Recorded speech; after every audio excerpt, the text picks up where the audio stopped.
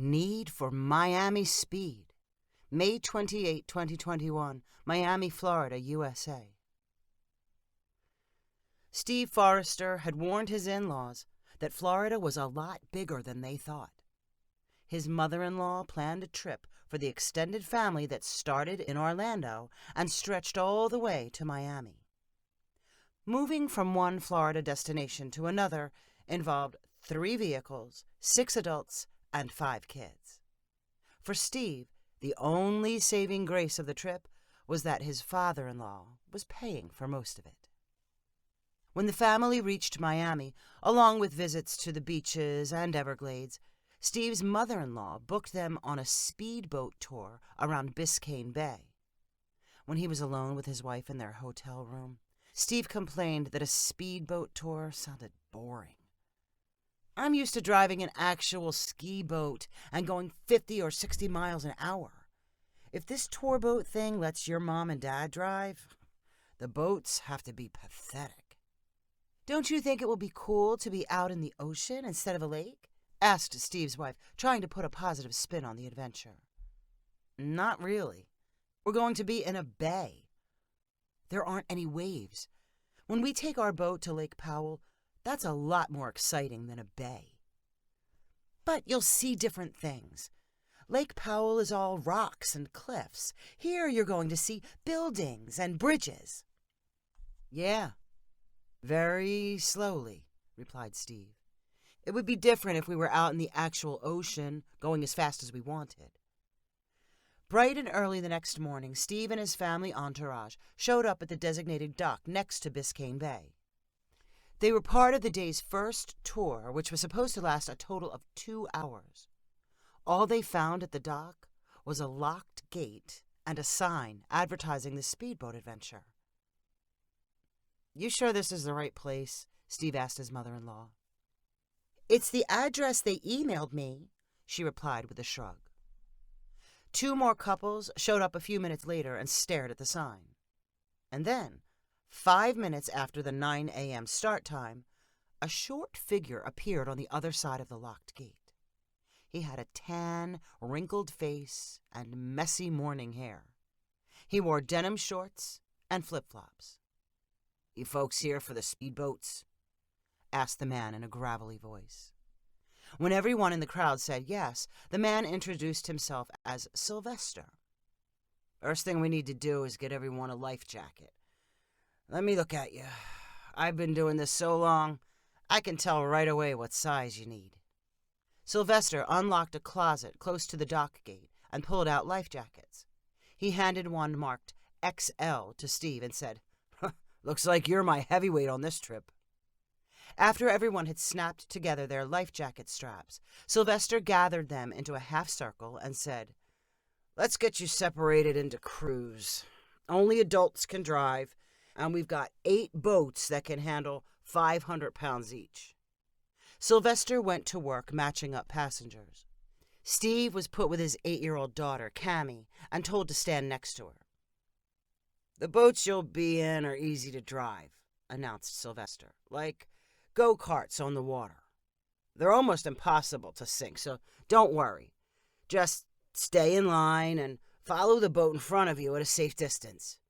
We'll keep things nice and slow while we're in the no-wake zone close to the docks, but we'll open things up when we get into open water. Are you ready to have a good time?" The crowd cheered. "Follow me to the boats, and I'll give you more instructions," continued Sylvester. He opened the gate to the dock, and everyone headed down the floating walkway in front of the boat slips. Sylvester ran ahead of the group and led them to 9 fiberglass motorboats, floating right next to the walkway. They were painted either bright red, green, or yellow, and had a single bench seat. "These look like toy boats you'd rent at a pond or something," Steve whispered to his wife. "Be nice," she whispered back. Sylvester stood next to one of the boats and continued his instructions. "The steering wheel works like a car. Your speed is controlled by the throttle." Sylvester pointed to the lever on the side of the boat, close to the steering wheel. "Push down to go faster. Pull up to slow down. Since you don't have any brakes, you need to anticipate, slowing down way before you hit something. Sylvester gestured toward the bay and explained how they would take a right turn and then a left to reach the open water. Then he lectured about maintaining a safe distance between boats. No one in the crowd had any questions, and most of them cheered again when Sylvester asked if they were ready for some fun. "I wish your grandma and grandpa acted this excited when I take them on the ski boat," Steve whispered to his daughter. Sylvester directed Steve and Cammy to the very last boat in the line, which was painted bright yellow. They waited while Sylvester untied all the other boats, and they puttered out into the waterway. "Okay, jump in," Sylvester called to Steve and Cammy as he hurried over to help them launch. "You're at the tail end of the line. Just follow everybody else." "I noticed this only has a 30-horsepower motor," Steve said to Sylvester. "My ski boat back home has 10 times the power." "Uh-huh," muttered Sylvester as he worked on the knot holding the boat in place. "There we go," he said when the rope was free, and he used his foot to push the boat out into the water. "Give it a little gas." Steve eased the yellow boat's throttle forward just a hair. It crawled through the glassy water, and Steve made a slow turn between 2 rows of high-masted sailboats. Sylvester piloted the 9th boat in the tiny fleet and slipped past Steve and Cammy on his way to lead and supervise the tour. "Look at all these boats," Steve said to his daughter, admiring the reflections of the sailboats on both sides of the waterway. "That one has my name on it," said Cammy, pointing to the fancy letters on the back of one of the boats. "Oh, yeah. Kinda neat. So, are you having fun yet?" "It reminds me of driving the cars at Disney World," said Cammy. Steve remembered how excited Cammy had been to drive her own loud car around the Tomorrowland Speedway. "You want to drive the boat for a while?" "Really? But Sylvester said only grown-ups could drive the boats." "We're only going 2 miles an hour. I think it'll be okay." Steve slid across the seat and let Cammy squeeze behind the steering wheel. She held onto it with her left hand, her wide, nervous eyes staring straight forward. Her right hand rested on the throttle lever as if it were a big safety switch that she could pull in case there was trouble. "Looking good," said Steve. "See? It's really easy. Now when we reach the end of the sailboats, we're going to turn left." The yellow motorboat slipped past the last of the sailboats, and suddenly Cammy felt like there was nothing to guide her. To the left and right was a wide water channel. Directly in front lay a spit of land with a sandy beach. Cammy's hand remained locked on the steering wheel. "Okay, you need to turn now," said Steve anxiously. Cammy held her breath and pulled on the wheel with her left hand. At the same time, her right hand, holding the throttle, pushed forward as if her limbs were synchronized. The boat jerked forward, and Cammy grabbed the steering wheel with both hands to keep her balance. "What are you doing? Slow down! You have to turn!" shouted Steve. Cammy's hands stayed glued to the wheel. The boat sped closer to the sandy beach directly ahead. Steve reached over and yanked the throttle backward. He pulled on the steering wheel, but it was all too late to stop the boat's momentum. The bow plowed up the beach. Steve stood up and tried to rock the boat back and forth, hoping to break loose from the sand. They remained stranded. The line of red, yellow, and green boats kept moving away from them. But Steve was sure someone in the family had seen what happened. He had marooned a toy boat in a no-wake zone. He was never going to hear the end of it. His brother-in-law would think it was especially hilarious. Steve was about to drop over the side and push the boat's bow off the beach when he spotted Sylvester heading toward them in the red 9th boat. What was Steve going to tell him? That he let Cammy drive the boat and the crash was her fault? No, that would be worse than if he had done it himself. "Switch me places," Steve said to his daughter. "And when Sylvester arrives, let me do the talking." Cammy slid over on the seat, and Steve got behind the wheel. "What happened?" yelled Sylvester as soon as he was close enough to be heard. "I guess I got distracted," Steve replied humbly. "I accidentally hit the throttle when I shouldn't have." "I thought you had your own boat." "You acted like you were experienced. This isn't supposed to be hard. I have beginners doing it every day." Steve's ego wanted to blurt out that Cammy had been driving and it was all her fault, but he simply nodded his head and looked as sorry as possible. "Lucky, the boat looks okay," said Sylvester. "Let's see if I can pull you back into the water." Sylvester threw a rope and Steve attached it to the metal loop on the back of his boat. Sylvester steered toward the middle of the waterway until the rope was tight. Then he gunned his engine and dragged the yellow boat all the way into the water. "We need to catch up to the others," shouted Sylvester. "You think you can follow from here?" "Yeah, I got it," replied Steve. "Sorry about the little accident." "I'm sorry I made us wreck, Dad," said Cammy as the yellow boat got moving again, and Sylvester was too far away to hear. "It's okay. There's no permanent damage. We'll laugh about it someday." Despite his reply to his daughter, Steve was sure it would be a long time before he was able to laugh about getting stranded. His in-laws would surely not let him forget it. Steve followed Sylvester into the open water of Biscayne Bay and joined the line of boats waiting for them.